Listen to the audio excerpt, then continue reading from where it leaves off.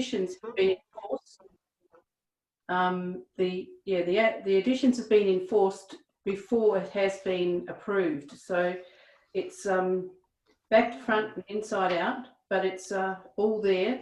And it's just a matter of, we've got a lot of information, but we'll make, I've printed off the document that I sent to Steve today. Yep. And I'll make notes on that so that I can summarise it and then send out a summarised version of what it was all about. So do you want me to bring that up on screen now? Yeah, if you can bring that up on screen, that'd be great, Steve.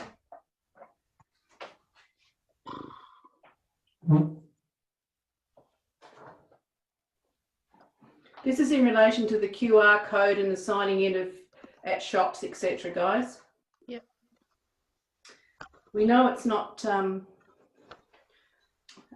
lawful to do it. However, on the 29th of July this year, Part 94A was amended. It was implemented on the 1st of July, but it was actually regulated on the 29th of July. All of this information in 94A. Now, this is a summary of what is in the whole system here, guys. In relation to it, there are several serious offences relating to COVID app data and the COVID safe. They deal with non-permitted collection, the use or disclosure relating to the COVID app and data, uploading the COVID app data without consent. So you have to consent to this. If you don't consent, don't think you can't go into a business. You can. You have a lawful right to go into a business. So basically, any place that you could have gone before, as reasonably expected in society that you could walk into that shop or this shop, nobody can prevent you from doing that by saying, oh, you've got to use, well, we'll just say the app at the moment, but I'd say it also applies to having to use bloody disinfectant and whatever. Having temperature taken and all of that sort of thing. Yeah. So, but it's definitely the COVID app. So yes. Basically, life as it was, nobody is allowed to restrict you because of COVID safe. Correct. At all. And in relation to retaining or disclosing or uploading the data outside Australia, that is not permitted. And this is where the 5 Eyes is coming in, guys. So I'm just making notes here. In relation to the 5 Eyes, that's why that has been placed in there. So the significance with the 5 Eyes is that 5 Eyes all agree that none of them have got the right to spy on their own populations. That's exactly it. So they do it for each other. So England spies on us, like all the other 4 spy on us, and we spy on the other 4. But you don't, and then you share your information. Like it's the way they write stuff so they can do things. It's convoluted and it's deceptive. Deceptive. And if we were to do it, we would be charged with supplying misleading information. Making false statements. Correct. So, decrypting and encrypted COVID app data, then it's meant to be, if it's encrypted, they cannot unencrypt it. So if you've got a VPN on your phone or whatever you scan with, they are not entitled to unencrypt that information if it goes in encrypted. That's another thing. If you guys can, or everyone can look at putting VPN on all of their electronic information, you'll be helping yourself. I know it's a small cost, but help yourself as well as helping, help yourself so you can help others. What this app is in general, I'm pretty sure we all know that this is businesses doing work for the government, because they have to sign up to say yes, they'll put it up, install it, and everyone has to comply. Apparently the police go around and check. I haven't seen any police checking, but I've heard that they have. But I'm a person, I like to see it for myself, and I haven't seen it. So one of the things that we look at with these businesses is the suggestion that we have is that the government can't do this, so they're enlisting businesses to do it because they're breaching their own legislation. Now, what we'd also look at then is to say to somebody, well, look, have you got a copy of the document that tells you you've got to do this, that you've got to make this performance? And in a lot of cases, people won't have it. It will have been a verbal instruction, but if they've got anything in writing, it would be good, like if you can get on side with people, it would be good to be able to have a copy of what they've got so that we can then pull that apart. Because at some point, it comes back to the Privacy Act. It comes back to the Privacy Act and the Fair Work Act. So, and what we're talking about is that anything from here, a breach of your privacy can result in an adverse action. That is correct. That's what we're getting down to. Remember, this is just a summary of what is in the actual whole section of 94, of 9, part 8A of the Privacy Act, guys. Requiring particulars, participation in relation to COVID safe. Now, when they're talking about this, requiring participation in relation to the COVID safe, what is COVID safe? We have to ask a question here. What is COVID safe? If it's an app, and we can always refer to the points above. So don't think that you've got to download it, and I strongly encourage people not to do that. No, and I think it's important too, is what you're saying just then. We've got to make sure we know about terms, like with COVID safe data. But then if you look down below, you've got COVID app data. Mm. Now, it's quite possible that COVID safe and COVID app aren't the same. Correct. So, but we can't make that assumption. And the other thing which we didn't find out either was when we get down to the penalties, there's the penalty units. Like it's either imprisonment or penalty units or both. And we just need to find out what the penalty unit's value is. That's, so that we know what 300 of them is. Yeah, it's actually further down, Steve, isn't it? Yeah, it's further down. Yeah, but just if somebody wants to look that up along the way while we're doing it. Yeah. And that's from the criminal code, isn't it? Yes, that's in the criminal code. Yeah. Can you just handle that, please? So these people operating their shops thinking they're helping everybody are criminals.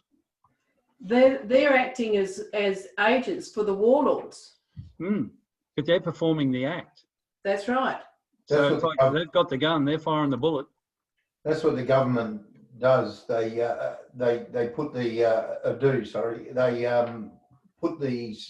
put people in the private. They use them to do all the dirty work. Yeah, that's what they've done for years. Yeah. So here, what we can hopefully do is educate them, and then if we can show them the legislation, yes, just get them to see that's like we're looking to put a chink in the bloody mind control. We're just looking to try and get in there and get them to think in a slightly different way, and then they'll be more open to other things. I think that's, and I'll get Tony to talk about what happened to us yesterday later on. Other specific obligations relating to the definition of the data and what is to happen after the COVID safe data period has ended, as determined by the Health Minister. So obviously this is something that would appear they are going to remove once COVID has either become, and the practices which they're encouraging us to partake in are either instilled in us all, or the disease, the condition, whatever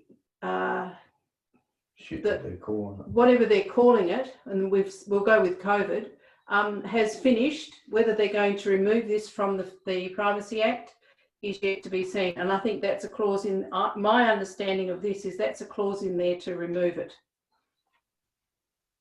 Then we go down into the general privacy law provided by this Act is applied to the requirements of this part, in particular by ensuring that COVID Act data is taken to be personal information, and breaches of this part are interference with privacy. Very important to note that, guys. It is a breach to start with, not just while we're doing it. It is a breach to take it.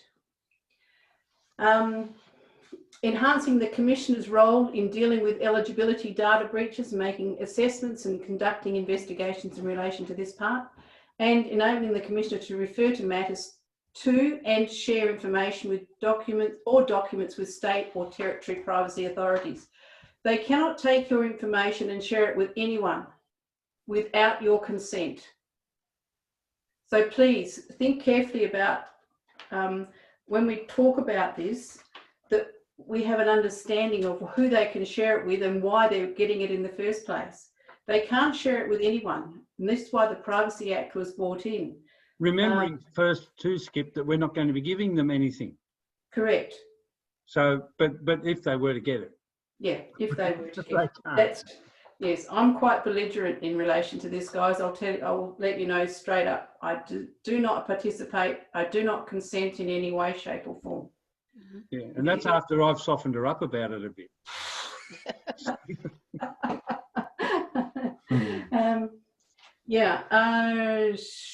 Information status. Yeah, providing this act to apply to state or territory health authorities in relation to COVID app and data. So they can't, they cannot do it. So don't even entertain it.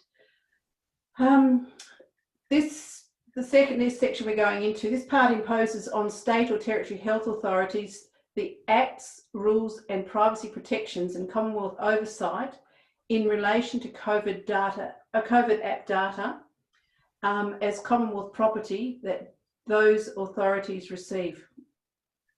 Again, it's convoluted because we're talking about COVID app data now, not just COVID data or the COVID app. We're a COVID app data. So it's confusing in what it says, how it says it, and what part refers to what. Mm-hmm. This part also cancels the effect of Australian laws that are inconsistent with the prohibition of this part. In this part, sorry. Mm.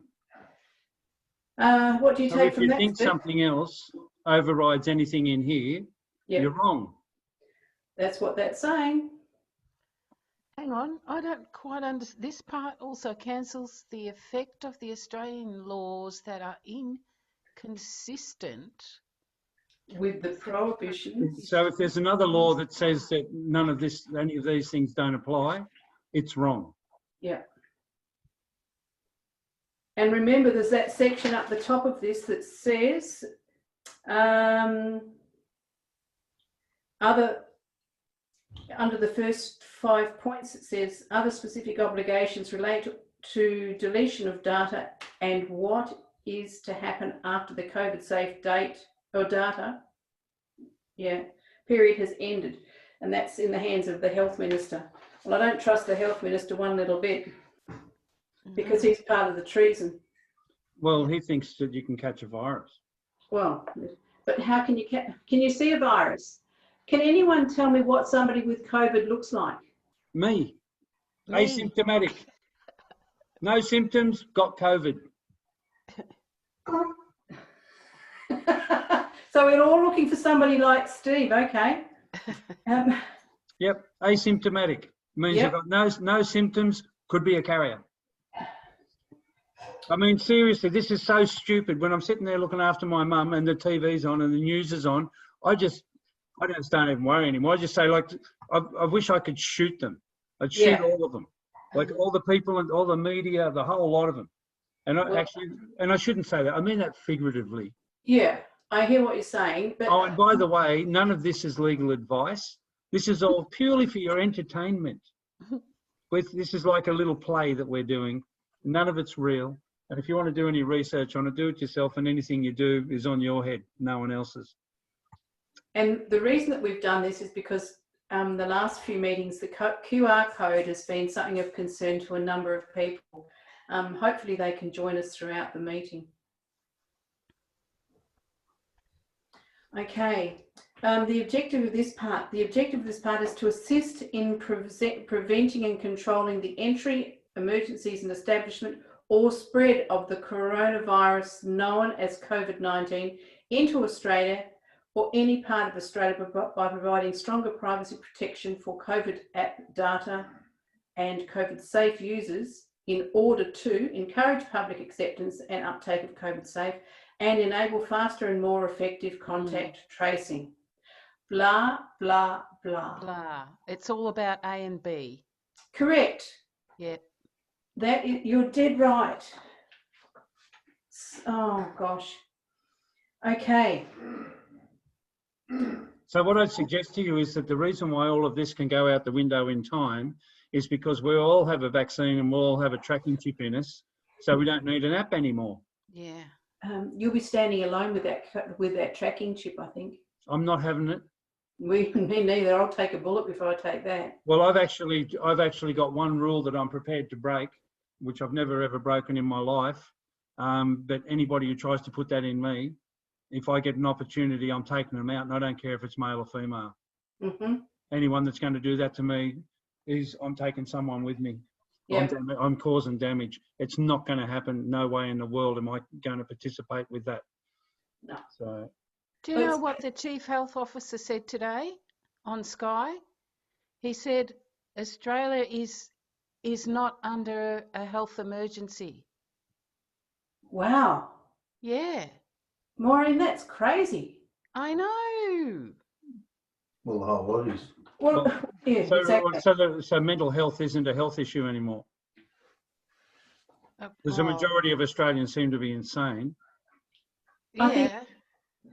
I think mental health is going to be the issue that's going to come out of this hoax, because people have lost businesses, they've lost livelihoods, we hear about the COVID numbers, or people who allegedly have died from COVID that cannot be demonstrated. But how many people have suicided, who have attempted life, and who are permanently damaged as a result of this? And so the government and the police are looking for these people, because that's the first thing they say now. Oh, you must have a mental health problem. We'll fix people that. that disagree. No, it's any time you disagree, you've got a mental health issue. Yeah. That's a standard card that they play. Now, you just said something before, Skip, and I just asked for any input from people. I didn't hear the word death mentioned at all from the TV when I was at my mum's place, but all they talk about is cases, and it's so ridiculous because they've got 3 cases, or they've got 15 cases and whatever, but they're not even saying how many people died. Like, I haven't heard them quote number of deaths. That's interesting. That is interesting. Well, isn't it a bad cold and 99% of people recover? It's not even a bad cold. It's just the annual flu, and remember, I'm showing symptoms right now. You're just alive. If you're alive, you're sick. Asymptomatic. You have a look at all the things that can be, like, there's nowhere to hide. Like, this is the sort of thing that you've got to go to somebody and have them stick a thing up your nose so you can find out whether you've got it or not. So have you took a thing up your nose, Steve? No. Hey, Steve. Okay, I just wondered, because you said you've got, supposedly got COVID. That was all. No, I said I've got the symptoms of. Which is nothing. Yeah, that's correct. Yeah.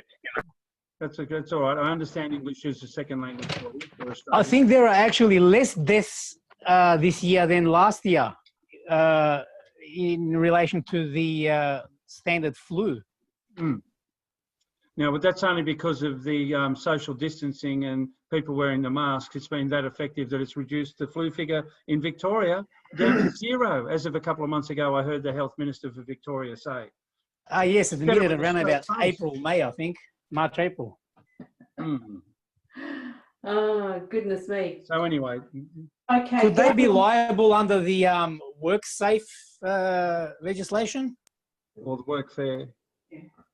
Well, there's lots of sorts of things, but you've got to have a look at who's going to apply it all. So at the moment, what we're trying to do is initially we look at this as being armour, all right? So we're looking to not be damaged. We're not just necessarily using it as a weapon, but remember, if you've got a shield as part of your armour, you can turn a shield on its edge and you can strike with it. Yeah. So, but initially, we're trying to keep these people away from us and infringing on us. And then we can look, if we've got more people, then we can look at wielding it as more of a weapon, even though none of it's valid. It's making the business owners look at the documentation, or for the documentation that requires them to put this QR code or sign-in information at the front of their businesses or enterprises, whatever you want to call them, before people enter. Yeah, and destroying it. Like you go to a business today and there's a maximum of 4 in the shop. Yeah. And I think this is ridiculous. It is ridiculous. And as soon as we find out that it's a lie, just imagine the number of cases that the government are going to have to face.